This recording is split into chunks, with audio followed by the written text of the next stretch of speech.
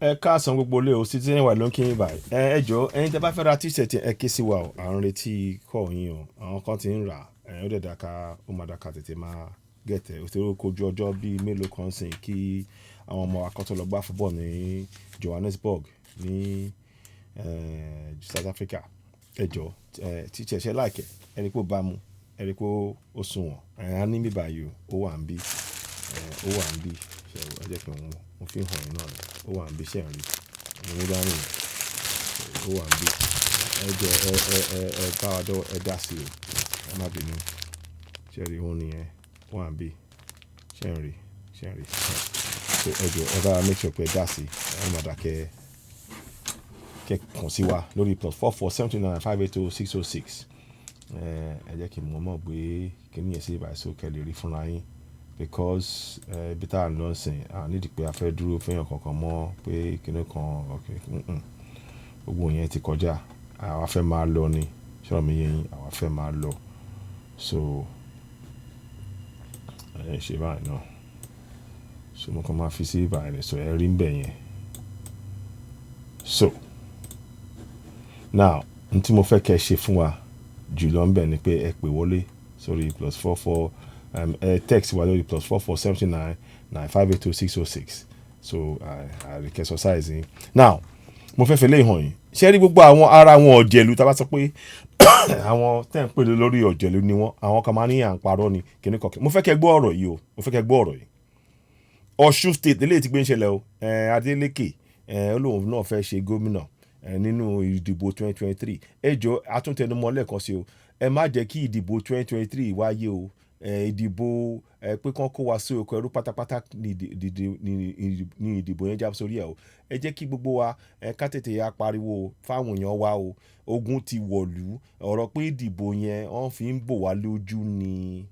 wọ́n fi ń bò wá lójú ẹ jẹ́ ká lọ gba òmìnira wa pátápátá ẹ jẹ́ ká kọjú sí yẹn ìdáàbòbò ṣe pàtàkì lọ́wọ́lọ́wọ́ bá ṣe ń sọ̀rọ̀ lọ́wọ́lọ́wọ́ báyìí wọ́n ń pa àwọn èèyàn abẹ́ nípa ẹran àwọn ará ẹ wá wo àwọn ọ̀jẹ̀lú wọ́n ṣe ń sọ̀rọ̀ nípa pé ọ̀rọ̀ torí ìdìbò tí ò ní wáyé tán máa tán ẹ̀tàn ló bá dé ẹ máa wòran o ẹgbọ́n tó máa sọ ń bí o ẹ máa gbọ́ o. àní ẹ̀yin Ọ̀ṣun you are the one to decide kì í sọ̀rọ̀ agídí ẹ bá bẹ̀rù ẹ bá fòyà tó bá jẹ́ tọwọ́ ni o ti wọ́wọ́ dé. ẹ máa gbọ́ ẹjọ́ ńbo ni ó ti gbé rí owó yẹn owó wo ṣé ńbo ló ti gbé rí owó ṣé ó ṣàwó ńlẹ̀ńlẹ̀ ni ṣé ó ṣà ńlẹ̀ńlẹ̀ iṣẹ́ wo ló ṣe tó fi ń kó owó tó sọ pé tó bá jẹ́ tówó ni ẹ jẹ́ ká gbọ́rọ̀ yẹn lẹ́ẹ̀kan sí kí n kàn fẹ́ fi hàn yín ni. tó bá jẹ́ tówó ni o ti wọ́wọ́ dé. ó ti gbé owó dé owó tó yẹ kán fi túlù ṣe wọ́n kó sápò wọ́n máa ń pín láti fi tú wa ká ẹ̀rí pásìkò tó ká máa lọ báyìí tí eléyìí ò bá bí yín nú eléyìí ìṣíjú rẹ kó jẹ́ fún gbogbo àwọn ọmọ Kaaro Ojiire ọ̀rọ̀ yìí ó yẹ kó jẹ́ ọ̀rọ̀ ìṣíjú pátápátá fún gbogbo wa látòkè délẹ̀ mo tún máa play live máa tún ṣe ètò bọ̀ mo fẹ́ kí a gbọ́ ilé ìfúnra wa náà ni mo ní kí n dídí ìfẹ́lẹ́ ṣe ọ̀rọ̀ sọ kí n tó gbé wá sórí ètò gangan fún rẹ̀ tó bá ṣe díẹ̀. ẹ gbọ́ owó wa tó kó ó ní gboyà ó ń sọ fún wa pé tó bá jẹ́ tówó ni pé òun ti kó dé. ẹ máa gbọ́ o.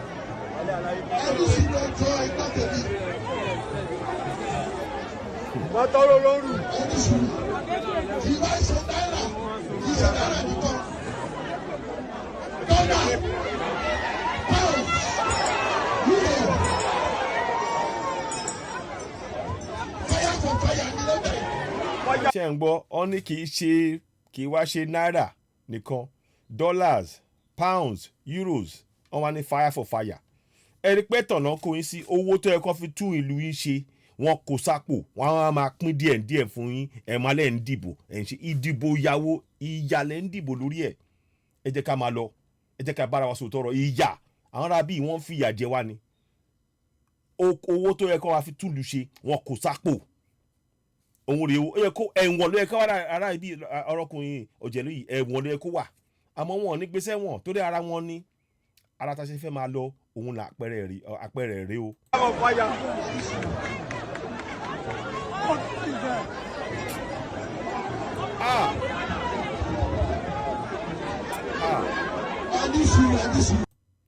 ẹ jẹ́ ká tún gbọ́ lẹ́ẹ̀kan sí kó má dàgbé bóyá mò ń kúrọ́.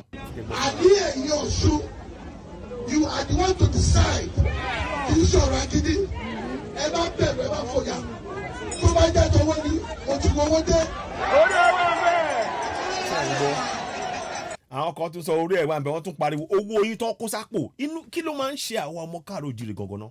àwọn arábí wọn kó owó tó yẹ kó fi tún títì ṣe kó fi tún ọ̀nà ṣe kó fi soná fún yín kẹ́ fi ní ìfọ̀kànbalẹ̀ kẹ́ fi ní ilé ìwòsàn kẹ́ fi ní ilé ìwé fáwọn ọmọ yín wọ́n kó sápò wọ́n wá ń pín kéékèèké wọ́n wá ń pín àwọn táṣẹ́lẹ́kẹ́ wọ́n á dà sílẹ̀ fún yín kẹ́ wọ́n máa jà lórí ẹ̀ bí ajá ẹ̀tún yìn wọ́n àwọn tó kó owó yín jẹ ńgbà wo la máa jí gangan ìyẹn ọmọ Káàárọ̀ Oòjíire mo kàn ń béèrè ńgbà wo gangan la máa jí àsìkò tó ká jí báyìí o ẹ jẹ́ ká gba òmìnira wa ara àwọn tí wọ́n ń fa wàhálà fún wa rèé o ara àwọn tó ń fa wàhálà fún wa òun gan rèé owó wa ẹ jẹ́ ká ẹ má jẹ́ ká tún máa gbọ́ sí o ká máa gbọ́ sí. ẹni sùúrù ẹjọ́ ẹgbẹ́ tẹ̀lé. ẹ jẹ́ ń gbọ́ lẹ́ẹ̀kan sí mo fẹ́ kẹ́ gbọ́ rẹ̀. kì í sọ̀rọ̀ agídí ẹ bá bẹ̀rù ẹ bá fòyà tó bá jẹ́ tọwọ́ ni mo ti wọ owó dé. ǹjẹ́ ẹ rí i pé arákùnrin rẹ̀ kan ti gbé lọ sẹ́wọ̀n lórí ilẹ̀ tiwa ni ẹ má tẹ̀ eléyìí kò ń ṣọ̀rọ̀ àwọn Fúlàní amọ̀pá àwọn yẹn lọ ń kó àwọn ilé ìsinmi láàrin láti pín wa àwa gangan ọ̀rọ̀ tọkùnrin sọ yìí ó yẹ kán ti gbé sí ẹ̀wọ̀n ńbo ló ti gbé rí owó tó sọ pé tó bá jẹ́ tó owó ni ẹ má fòyà òun ti kó dé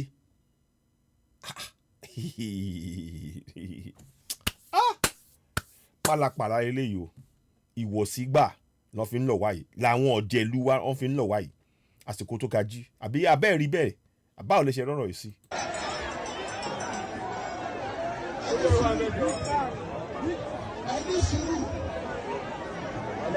ẹni sùúrù ẹjọ́ ẹgbẹ́ tẹ̀lé. wọ́n tọ́rọ lóru. ẹni sùúrù kì í bá ṣe náírà kì í ṣe náírà nìkan dọ́là pound euro fire for fire ní lọ́bẹ̀. fire for fire.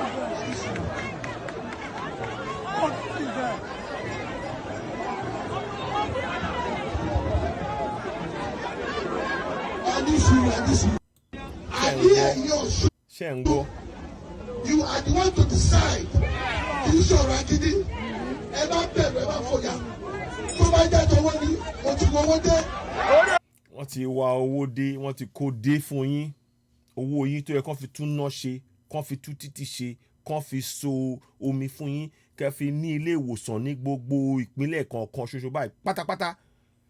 ẹ wo tán fi ṣe o àwọn ọ̀jẹ̀lú yín nìyẹn o èdè yín ló ń sọ o ara yín dẹ̀ níwọ̀n o ǹjẹ́ ẹ rí i pé iṣẹ́ pọ̀ lọ́wọ́ báyìí ara ta ṣe fẹ́ gba òmìnira rẹ̀ o irú àwọn kan báyìí aláti dá dúró kò irú àwọn àbí ẹ̀sìn pé ẹ̀yìn wọ́n yìí ẹ̀yìn yin àwọn tí wọ́n ń kó wa sínú oko ẹrú pátápátá ẹ̀yẹ yin àwọn tó ń kó wa sí oko ẹrú o tí a fẹ́ kí ó yé wa nìyẹn mi ò ní sọ jù báyìí lọ torí ó tiẹ̀ ń bí mi nú ẹ jọ̀ọ́ ẹ má gbàgbé tíṣẹ̀tì ẹ̀hún ẹ kàn sí wa lórí +4473995806 tẹ́ bá ti fẹ́ ra t-shirt yẹn ó ṣe pàtàkì ká tètè yá kọwọ́ bọ kíní ọ̀hún ká ṣe kíní torí àsìkò ń lọ àwọn ọmọ wa wọ́n máa gbá football ní Johannesburg láìpẹ́ yìí ẹ jẹ́ ká ṣe ètò yẹn ká gbé ìgbésẹ̀ yẹn ó ṣe pàtàkì ẹ wo irú àwọn arábẹ́ yìí ọ̀jẹ̀lú làwọn eléyìí ń bo lọ́ ti gbé rí owó tó bá jẹ́ tó owó ni àwọn ti kó dé ìwọ̀sí rèé wọn ò ní tìjú owó wa náà kó wọn tún wá fẹ́ máa kó fún yín táṣẹ́rẹ́ pẹ́pẹ́pẹ́ máa dìbò fáwọn ẹ wo ẹ má dìbò 2023 òmìnira ní kókó ọ̀rọ̀ ń sìn ogun ti wọ̀lú ẹ jẹ́ ká lajú wa ẹ jẹ́ ká gba òmìnira wa àríjù báyìí lọ Citizen wa ló ń kí yín láti rí Odùduwà TV Radio ó dìgbà kan náà àtún máa sọ̀rọ̀ tẹ́ bá ṣe eré ètò ẹjọ́ ẹ bá máa pín ó ṣe pàtàkì gan ẹjọ́ ẹ bá subscribe sórí Odùduwà TV Radio Citizen wa ọmọọba àlànà Lady Best ẹ má bá máa subscribe ẹ ṣeun àríjù báyìí lọ tẹ́ bá dẹ̀ fẹ́ polówó ọjà yín ẹjọ́ ẹ kàn sí wa lórí Odùduwà TV Radio admin@oduduwatv.org +447399580606 àti nọ́mbà kejì náà ṣẹgbẹ́ ẹ ṣeun àríjù báyìí lọ ó dìgbà kan náà.